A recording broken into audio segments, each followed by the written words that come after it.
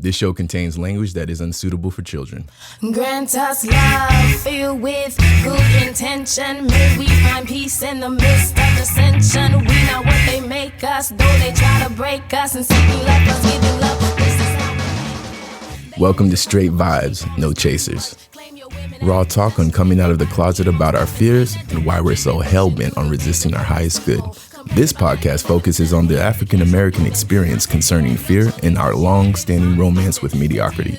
You can follow and comment on the show topics on Instagram at SBNC_podcast or go to pennymurray.com, where you can also find out more about Dr. Murray's work, her book, Giving Myself Permission, and the African American Council on Fear. Now, here's your host, Dr. Penny Murray.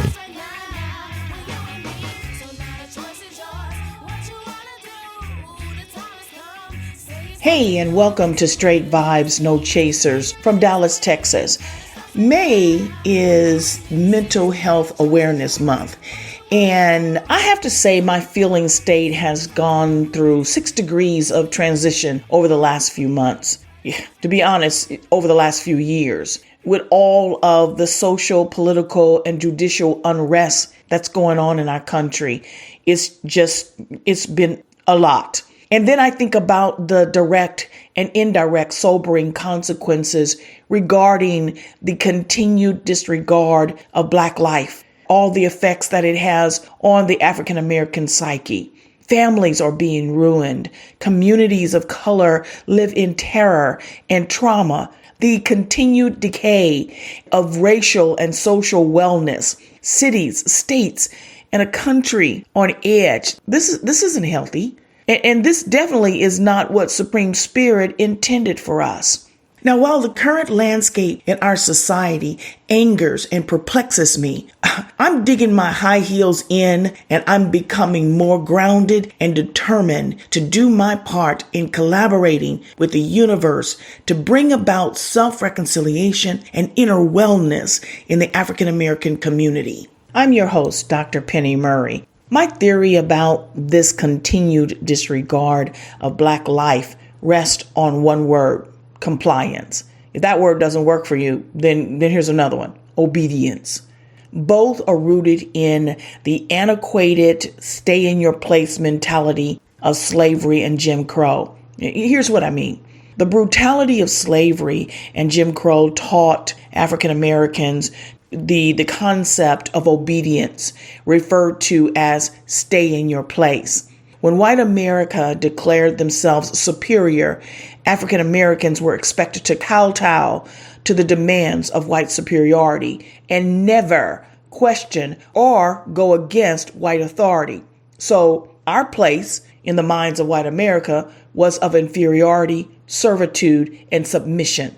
African Americans paid a brutal price throughout history when white America thought we were getting out of our place. Fast forward to the 21st century. African Americans are no longer groveling to unchecked white domination.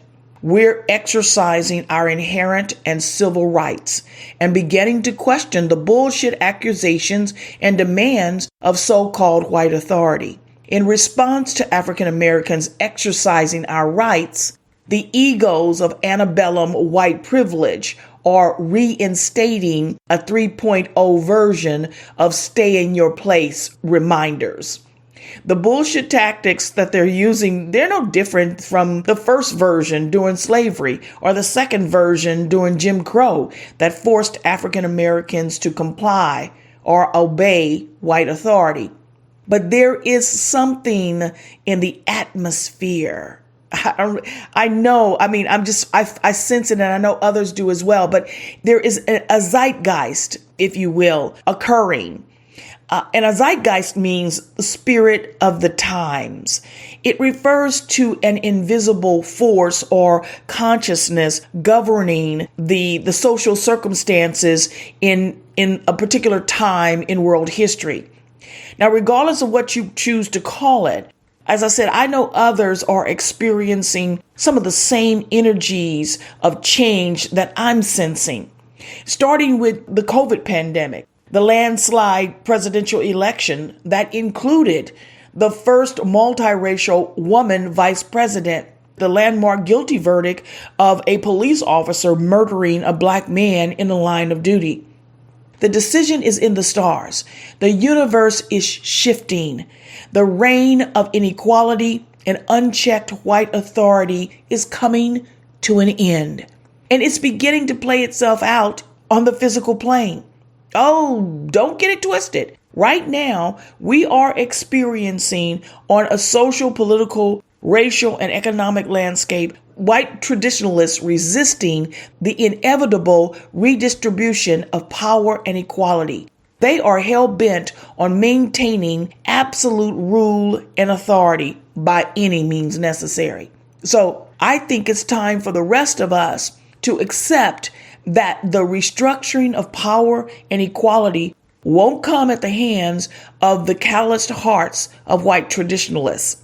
The restructuring of power and equality is going to come at the hands of those of us who have an understanding mind and a hearing heart. The universe has set the stage for the evolution of humanity. From here, the road forward is up to we, the receptive people, who are willing to be the embodiment of a new spirit. So I'm just going to reiterate what I've said in other episodes. The cosmic energies are aligned. The universe is recalibrating itself, and African Americans are being called upon to lead the charge in the current evolution of humanity. Hell, I'm almost at a point of thinking that the universe is pushing us by provoking acts of righteous indignation. Our wealth of creative energy, our intellect and resourcefulness has allowed us as African Americans to be at the forefront of all other evolutions of humanity. And this is no different.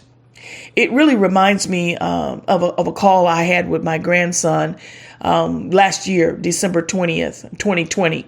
But here's how the conversation went. He said, "Hey, grandmother, what's all the talk on social media about black people waking up with superpowers after tomorrow?" I said, "What?" He said, "Yeah, tomorrow on the 21st, something about the planets and black people getting superpowers. You're all into that kind of stuff, so that's why I'm asking you." I was like, "Man, I ain't into social media like that. So I don't know what the hell you talking about. Take that tinfoil hat off your head and stop reading so much, social media." Anyway, black folks ain't getting superpowers. We've always had superpowers. It's just that slavery and Jim Crow caused a sense of amnesia, and we've forgotten or we're afraid of our powers. December 21st, 2020 was the winter solstice and the great conjunction of Jupiter and Saturn. And those two planets were only 0.1 degrees apart. Now, astronomers use the term great conjunction to describe the coming together of the two largest planets in our solar system, Jupiter and Saturn. Now, the Jupiter-Saturn conjunctions, they happen every 20 years. The last one was on May 28th, 2000. But the 2020 Jupiter-Saturn conjunction was more of a big deal because it occurred on the night of the winter solstice, and it could also be seen with the naked eye. Now, if you didn't see it, oh my goodness, it was just amazing. It was absolutely incredible. Now, the conjunction hasn't been this close to Earth since 1623. And the last time it was close enough to be seen with the naked eye was 1226. Now, they're saying that it may take another 794 years before a conjunction of this magnitude occurs again. So this was a big cosmic deal. And in this episode, I want to explore the cosmic effects of the Great Conjunction of 2020 and the commotion on social media about the convergence of this cosmic anomaly releasing superpowers in the Black community and whether there's something to it. Okay, but before we get into today's discussion, I gotta do my 2 cents, my contribution to Black History 365. And since I'm going to focus on the cosmic anomalies of 2020, I want to honor our ancestral practice of astrology. Now, from the very beginning of time, our ancestors practiced an ancient tradition called judiciary astrology.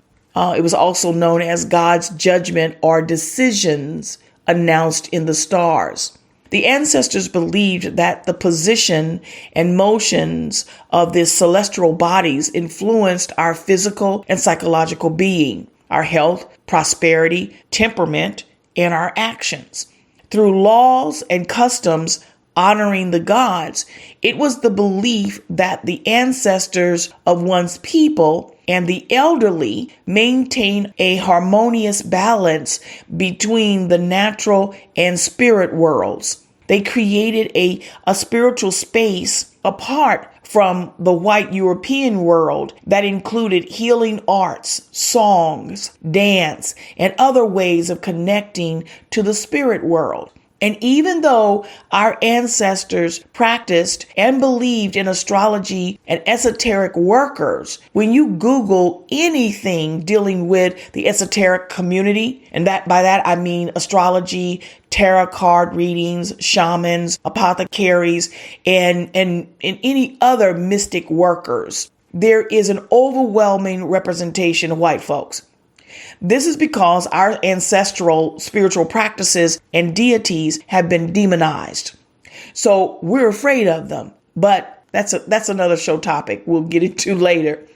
Now, you may not know this, but astrologers today owe a great deal of respect to an African American who made significant contributions to astrology by mapping the motion of the planets, moons, and stars. This African American astrologer was Benjamin Banneker. Born free in 1731, Banneker taught himself astronomy and mathematics. Many considered him as the first African American scientist. Now, Banneker first earned public acclaim when he was 21 years old by building a clock made entirely of wood. The clock is believed to be the first built in America, and it kept precise time for over 40 years before it was destroyed in a fire. At the age of 58, Banneker began making astronomical calculations that enabled him to successfully forecast a solar eclipse. Now, his predictions of the occurrence contradicted the predictions of well-known white mathematicians and astronomers. But Banneker's estimations proved to be extraordinarily accurate. Banneker was also a skilled surveyor, and he helped to lay out Washington, D.C. As we know it today by using a tool he built that determined the surveying waypoints by the position of the stars. In his free time, Banneker wrote and published his own yearly almanac for several years. The almanac included information on medicines and herbal remedies, information on the tides, weather predictions, and astronomical calculations. He used nothing but a telescope to map the stars and the eclipses. And this simple method won him scientific honors. And his method is still being used by astrologers to track the planets and zodiac movements today. Banneker's significant accomplishments and correspondence with prominent political figures gave him a platform to advocate for racial equality.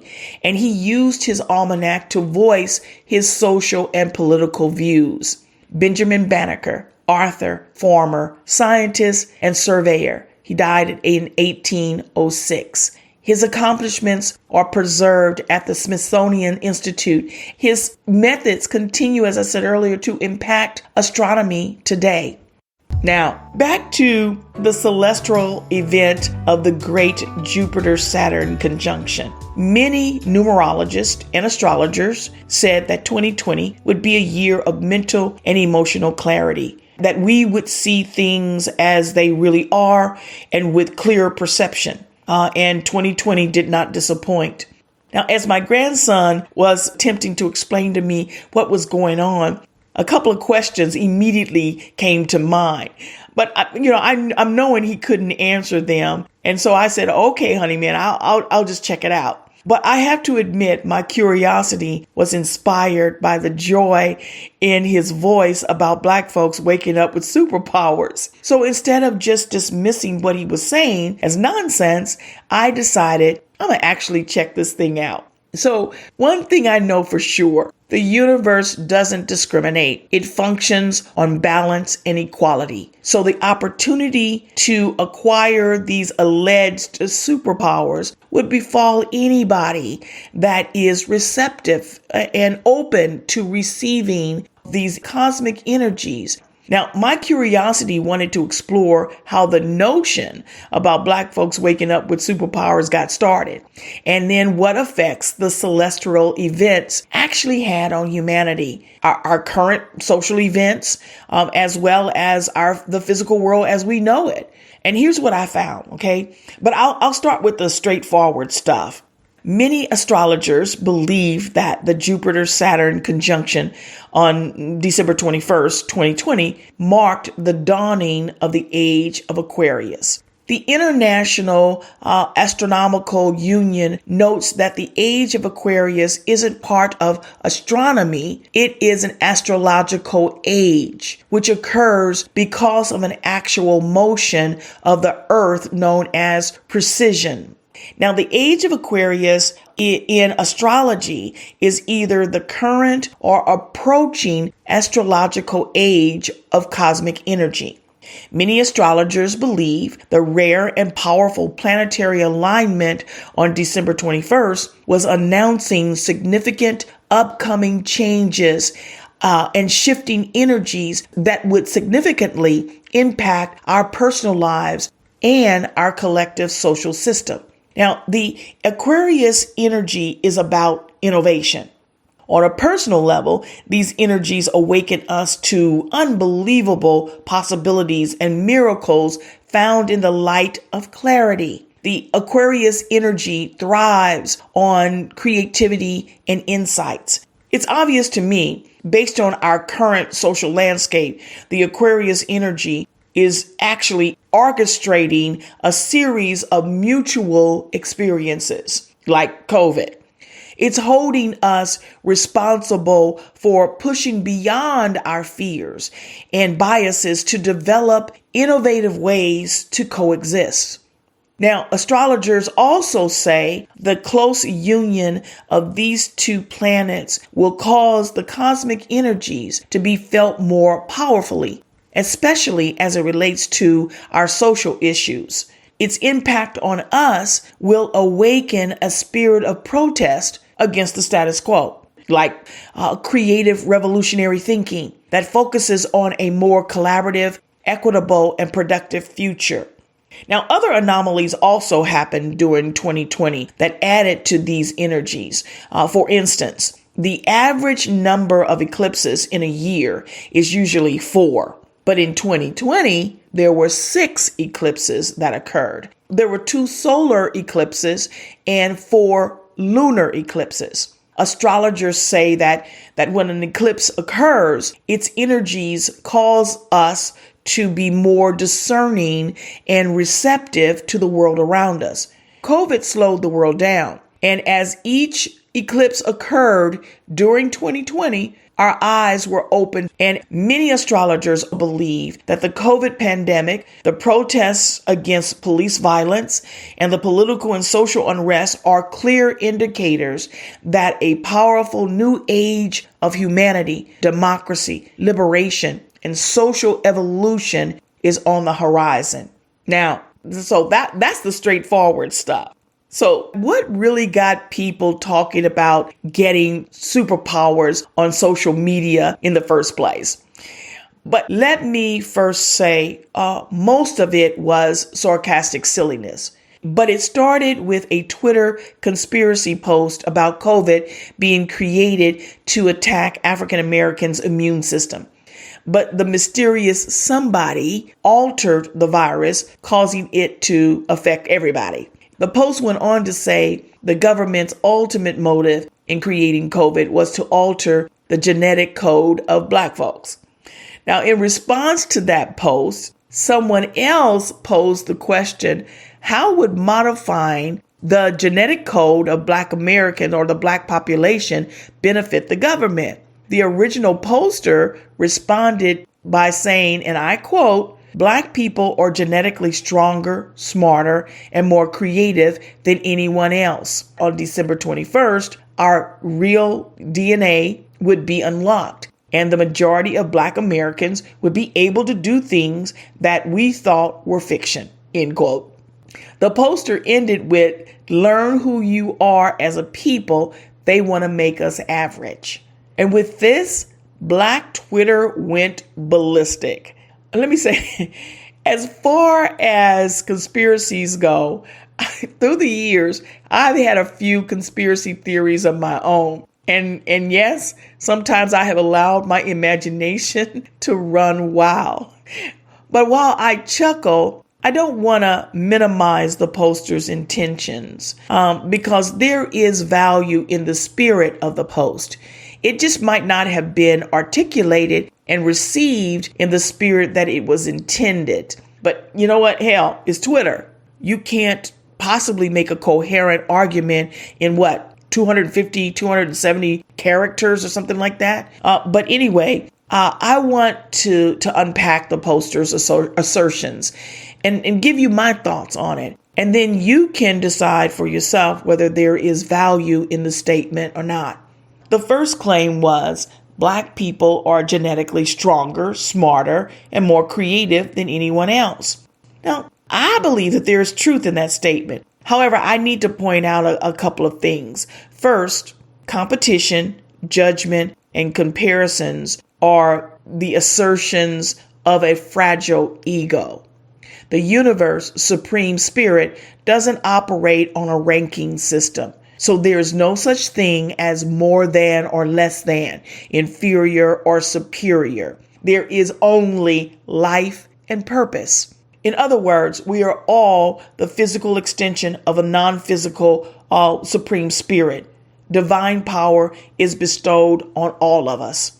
Our genetic abilities correlate with our physical and psychological survival needs and our life's divine purpose. It's just my belief that we cheapen our divine power when our sole motive is to prove ourselves better than someone else. Now, I've learned the painful lesson that comparing ourselves to others is an ultimate form of self-betrayal and suicide to our self-confidence. Now, secondly, many responded to the Twitter post with mockery and silly memes. Now, this reminds me of a situation involving Kristen Clark, President Biden's pick to be the first Black woman to head the DOJ Civil Rights Division. Now, Clark came under fire by white Republican men during her confirmation hearing for a statement asserting Black superiority. Texas Senator John Cornyn went all the way right-wing, showing his white fragility by accusing Clark of being a reverse racist because of a statement in an article she co-authored while in college.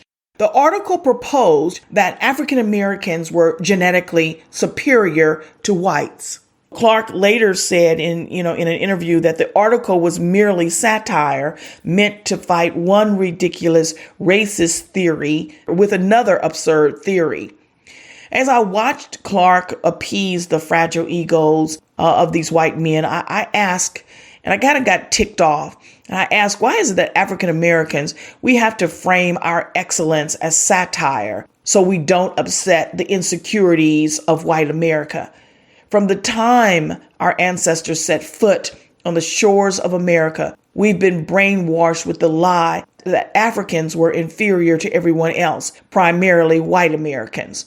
But the moment we confront the lie by asserting our divine truth, we are either faced with white anger or mockery. As I said, there is truth in the first claim, and here's why. African Americans are physically and mentally resilient, strong, agile, creative, and resourceful. This is not rocket science. African Americans came here with this natural abilities or capabilities that were endowed to us for our region of birth.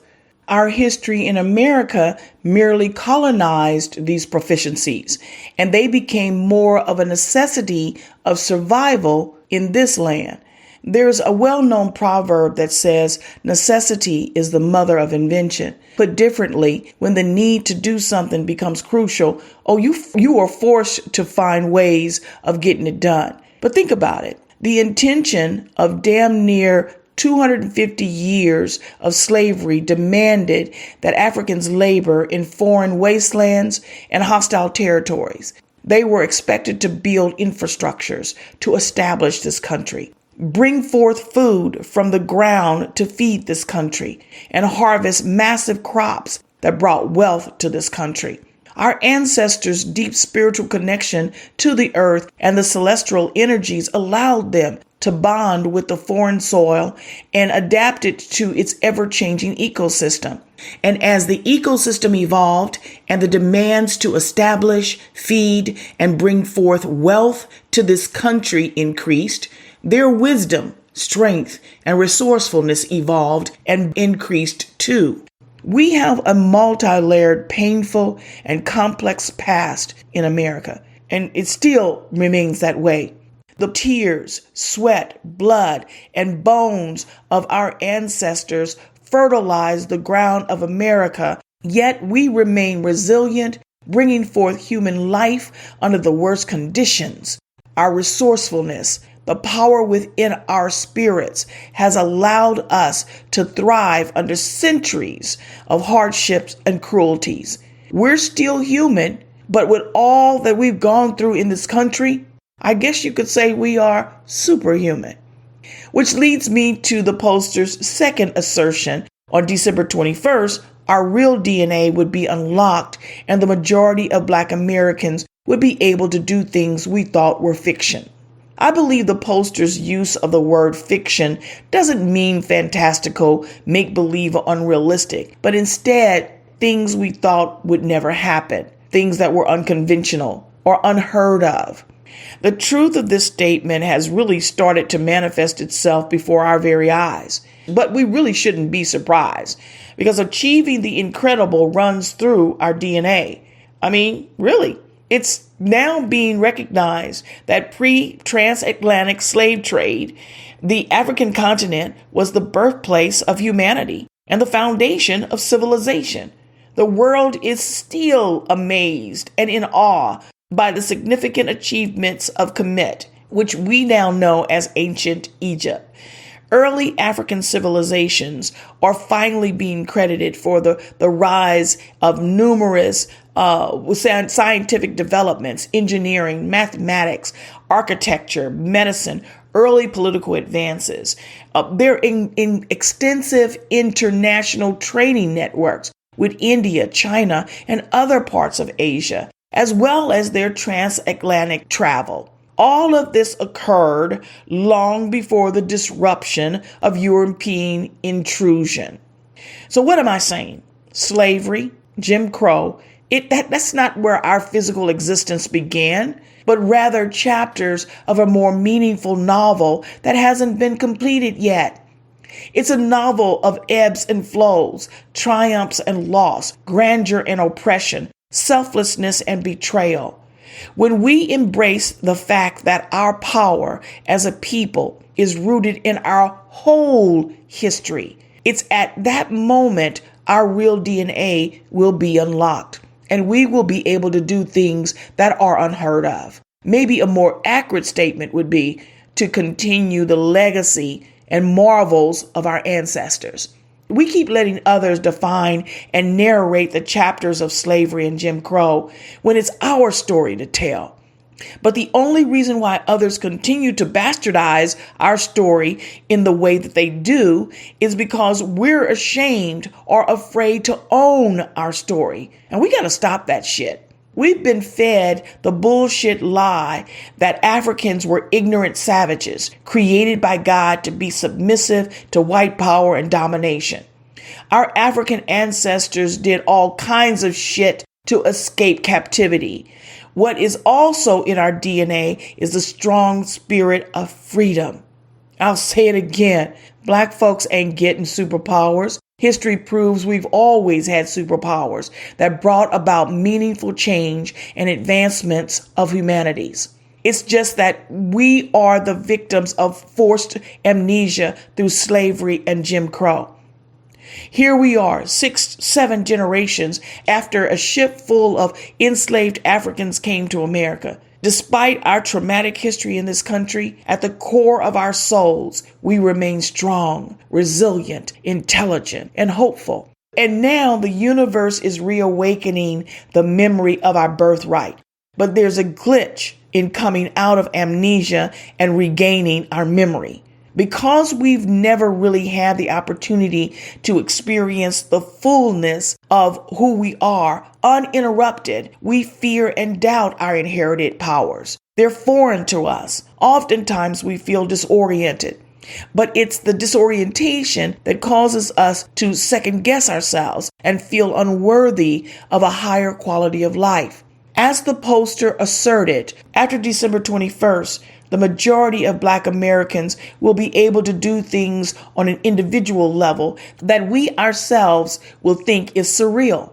Here's just a few of African Americans who have shown achieving the incredible runs through our DNA. Dr. Kismika Corbett, lead scientist on the Moderna COVID-19 vaccine team. Victor Glover, first Black astronaut to live and work at the International Space Station for an extended amount of time. I guess you can say he had an extended stay. Amanda Gorman, youngest inaugural poet in the United States history. Raphael Warnock, Georgia's first Black senator. Now, Warnock's victory is a significant breakthrough for African Americans in Southern politics, but it is the result of the collaboration of former State House Democrat leader Stacey Abrams, Black activists, and thousands of Black voters who aligned with the new spirit of our time. Warnock even said himself that his victory was stunning. Kirby Jean Raymond, the first African American designer to present at the Paris Couture Week. Sandra Lindsay, first American to get the COVID vaccine outside of trials. Not the first Black American, but the first American to get the COVID vaccine. Nicholas Johnson, Princeton's first Black valedictorian. Cori Bush, Missouri's first Black congresswoman. Sydney Barber, U.S. Naval Academy's first Black woman brigade commander. Johnson Wright, first Black president of the National Football League team. And while we're talking about superpowers, Nia DaCosta, the first Black woman to direct a Marvel film, and Daniel Cherry has been named Senior VP and General Manager of DC Comics. Many other unrecognized African Americans have broken their mental chains and freed their voices to do things at a grassroots level. We may never know these game changers, but what they are doing is just as significant to the spirit of the times and the evolution of humanity. We will be seeing many more first titles and achievements described as stunning. Now, the poster's final assertion ended with, "Learn who you are as a people. They want to make us average." By my calculations, America's social system has done a damn good job at oppressing or neutralizing the spirit of many African Americans. For instance, the 61-year-old Black man that testified at Chauvin's trial is an example of this. The gentleman said that he told George Floyd to just give up. You can't win. The many Black voices that have told me, what difference does it make? Ain't nothing going to change. The unbridled anger that rages in the streets neutralizes our effectiveness and justifies discrimination in the minds of many. White Americans firmly believe that America is their manifest destiny, but the soil of America has been fertilized, as I said before, by the tears, the sweat, the bones, and blood of our African bodies. And that damn sure secures America as our manifest destiny too. So we have to change the way we live on the soil of this country. I would say we don't need to learn who we are as a people. We need to remember and trust who we are as a people. To play off the superpower ideal, all of the Marvel and DC comic superhero movies I've watched over the years, and I watched a lot of them as my son has grown up, okay? There is a constant theme. The characters that acquire these superpowers have to learn three things. First, to trust their worthiness to receive the power. Second, to embody that power and trust themselves to use it. And thirdly, to be keenly aware of their power source and uphold an allegiance to protect the sanctity of the power that enables them. Now, our enslaved ancestors attempted to do this by keeping their cultural rites, rituals, and cosmologies alive despite the cruelties of their conditions. Yet in the 21st century, we find ourselves cut off from our indigenous spiritual practices and the trust in our inherent power. We've conformed to the doctrine of capitalism and discriminative competition. We practice a religion that sanctions condemnation, inequality, retribution, delay, and denial. What's left is a community faced with numerous ongoing psychological wounds and distresses, always looking outside ourselves for a savior, but never going within ourselves to bring into being the savior within us. Don't get it twisted. The social system in America is not interested in trying to make us average. Its one goal has always been to break our spirit. That's why we can no longer ignore, deny, or minimize the importance of our inner well-being. I think it's way past time to stop focusing on what this country will and will not do for the African American community. It's time to turn our focus inward for some much needed self-care of ourselves as individuals and then as a community. Here's the thing. If there are superpowers to be had in the Black community, we will discover them through meditation and self-reconciliation. Through this practice, we will rediscover the sovereign, intuitive powers we've been robbed of, taught to resist, or to be made afraid of. Through meditation and self-reconciliation, we will begin to heal the psychological injuries and scars we bear. But sadly, when you talk to the average African American about meditation, what you'll get is responses like, I don't have time to sit and do nothing. I can't turn off my thoughts. Or when I start meditating, I just fall asleep. Some even believe that meditation is a gateway to evil forces. But these comments or this mindset really reveals a comfort to remain in our romance with mediocrity.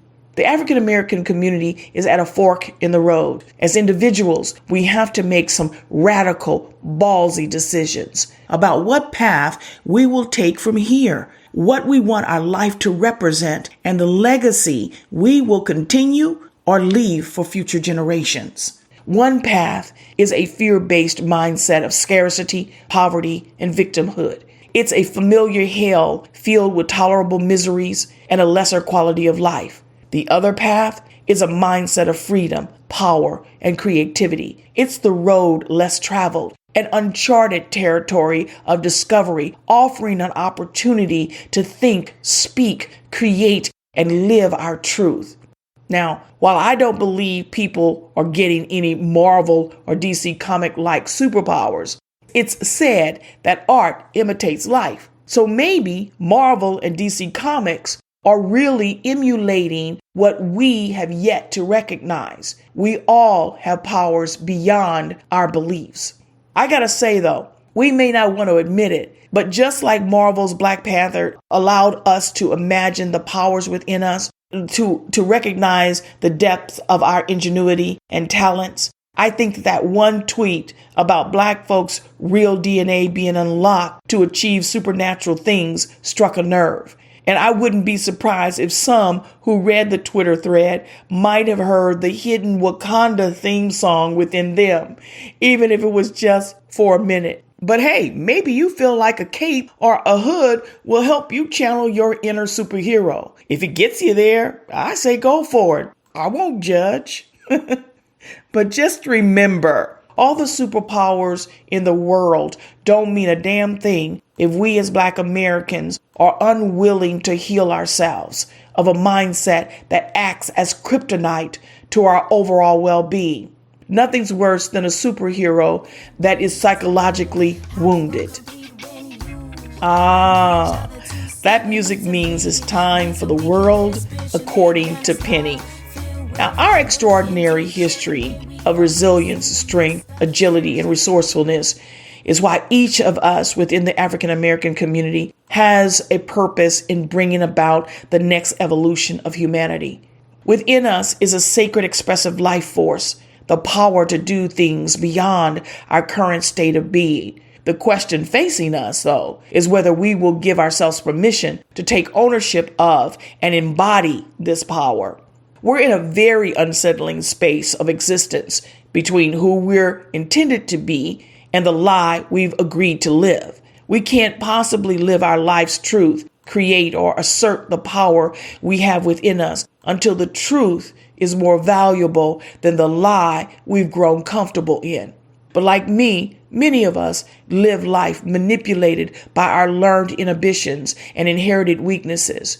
We're taught to oppress our sacred expressive life force, to oppress ourself through fear and self-doubt.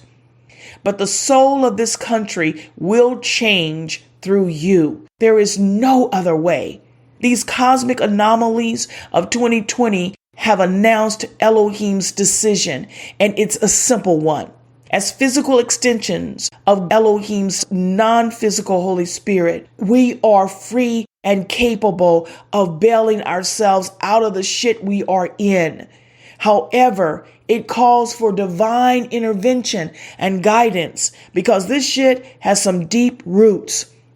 The same cosmic power and energies that guided notables like the Three Wise Men, Harriet Tubman, Benjamin Banneker, Nat Turner, and so many other revolutionaries through past social and human evolutions are also forever and always available to us. This guidance, it's nearer than our hearts and closer than our hands. It's in our minds and is heard as our voice. It's just a matter of giving ourselves permission to align with these energies, trust the inherent power we are given, and then utilize that power. We have to speak truth to the myth that the universe only calls upon the exceptional to be the instruments of significant change. This is the lie of our inherited weaknesses and learned inhibitions. What we consider as small, insignificant actions can instigate the most meaningful changes. Think about the young lady who was led to use the resources she had available in her hand. At that moment, she summoned the powers within her and recorded the murder of George Floyd, which changed the trajectory of the whole incident.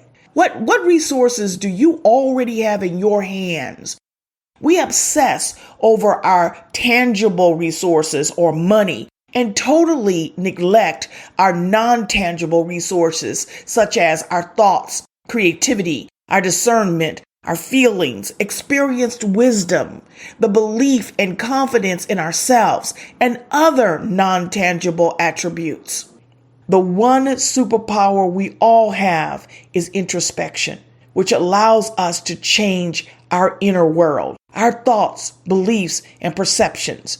When we exercise and strengthen this ability, we can do things that we thought were impossible. You see, life, liberty, and prosperity are everyone's inheritance. But here's the catch.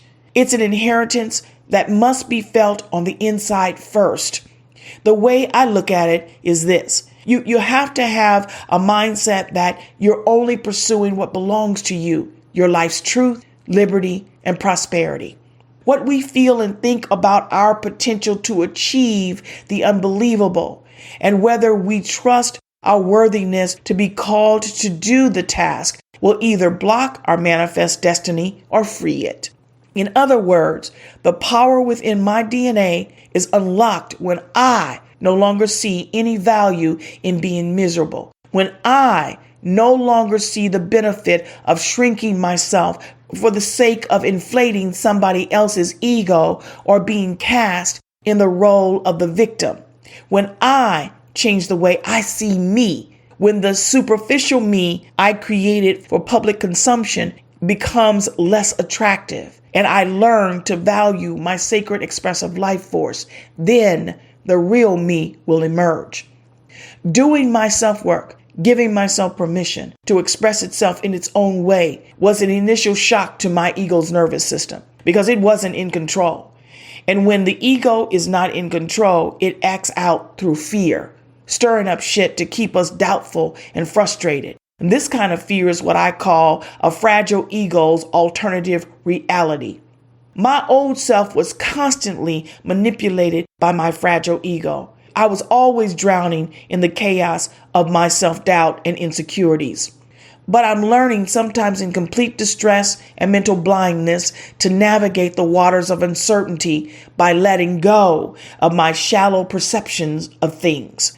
I see in part, I know in part. I have no clue about the end game. And that acknowledgement is an assault on my ego. I'm not entirely confident about my path forward, and my ego doesn't miss an opportunity to try to reassert it's crazy. However, I'm now able to neutralize my internal noise by reminding myself to stay in the moment and rely on what my intuition moves me to do. Giving ourselves permission to think, create, speak, and achieve through the energy of our divine truth is an alliance between our emotional, intellectual, and spiritual attributes. It's not one or the other. And this alliance is built on two extraordinary factors: trust and our permission. Trust in our worthiness, our divine allies, and our manifest destiny. We have a large crowd of witnesses around us. The crowd of witnesses refers to our divine allies, the universe, our celestial team of angels, spirit guides, cosmic energies, and the spirits of our ancestors. They are witnesses to our inheritance.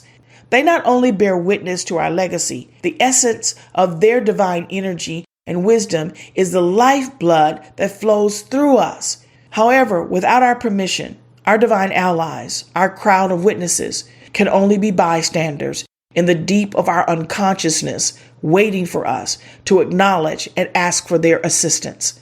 The cosmic anomalies of 2020 forcibly removed our blinders, and it's now presenting us with an enormous choice between truth or fear, freedom or tyranny.